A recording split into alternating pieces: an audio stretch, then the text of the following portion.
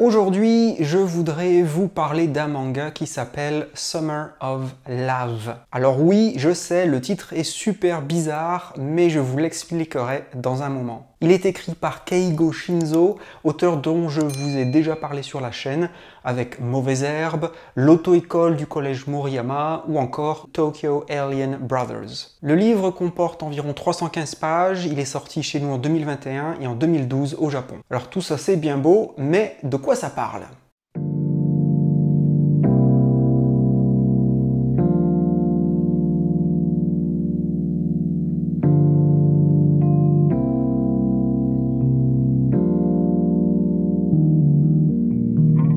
Eh bien, ce manga va mettre en scène la vie d'une petite bourgade japonaise, un endroit où il ne se passe pas grand-chose, en tout cas au début de l'œuvre. Mais très vite, une éruption volcanique va tout changer. En effet, le volcan du coin va entrer en éruption et à défaut de tout détruire, va faire surgir une source d'eau chaude au sein même de la petite ville. Passé cette introduction, on se retrouve 2 ans plus tard et on constate que cette bourgade tranquille s'est transformée en un lieu ultra touristique qui attire de nombreux visiteurs voulant profiter des bienfaits de la source d'eau chaude. La petite ville, autrefois paisible, se voit donc complètement transfigurée. Mais tout ça, ce n'est que la toile de fond, le contexte, qui va nous permettre de nous intéresser à la vie de 2 lycéens qui sont les héros du manga. L'un, qui illustre d'ailleurs la couverture du livre, est le fils du couple qui va inopinément hériter de cette nouvelle source d'eau chaude.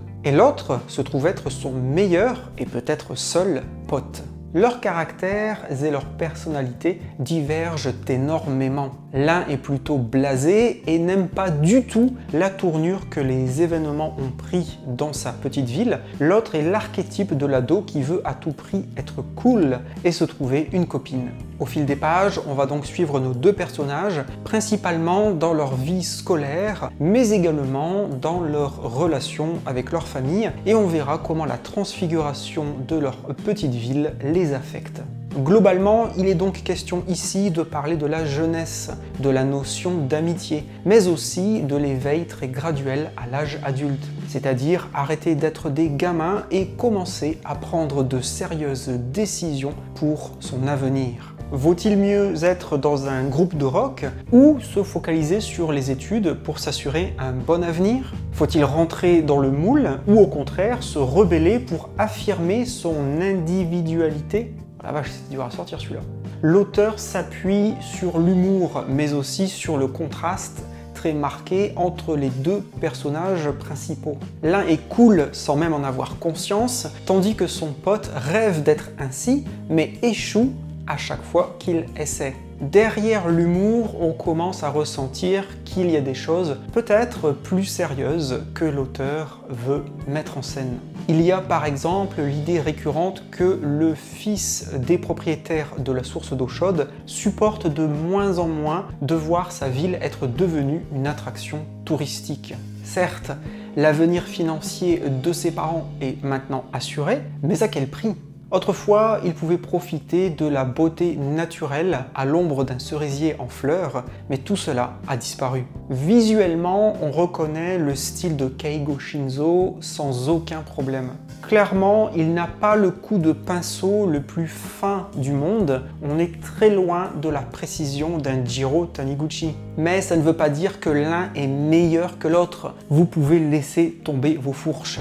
Je trouve que Shinzo fait partie de ces auteurs qui a trouvé son style bien à lui. Il a su développer sa patte que l'on peut alors reconnaître et identifier immédiatement. On évite ainsi l'écueil d'un dessin très générique et anonyme. Chez cet auteur, j'aime bien le fait que ces personnages sont souvent des perdants, des personnages de seconde zone. Ces héros ne sont pas les premiers de la classe, mais ils essayent tout simplement de vivre leur vie. Ici, nous en avons un très bon exemple avec cet ado qui apparaît très souvent blasé, triste.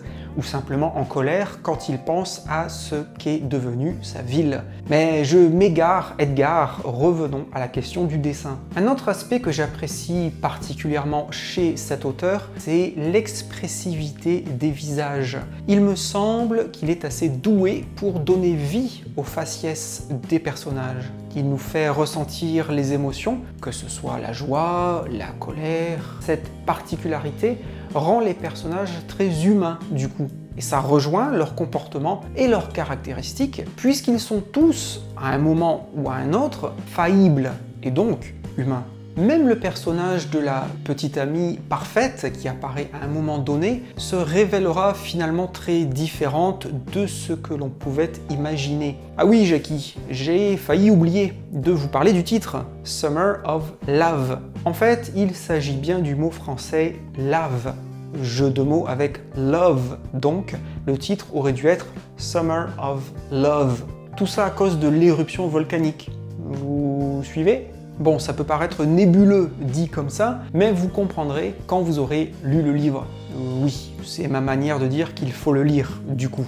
Ce fut une lecture vraiment prenante et très plaisante. C'est tout simplement, à mes yeux, efficace en son genre. L'humour vient presque naturellement dans les interactions et les réactions des personnages. Je trouve ça organique et donc crédible et efficace. Mais ce qui m'a davantage intéressé et parlé, ce sont les thématiques, comme celle de l'amitié et des choix qu'il faut faire pour grandir. C'est donc, finalement, un manga que je pourrais recommander à tout le monde, aussi bien les ados que les adultes, sans aucun problème. Si vous ne connaissez toujours pas Keigo Shinzo, je vous invite vraiment à le découvrir. Sans vouloir énerver des otaku qui viendraient alors cramer ma maison, je dirais que d'une certaine façon, il me fait penser à un Inyo Asano qui se prendrait moins au sérieux et qui s'appuierait beaucoup plus sur l'humour.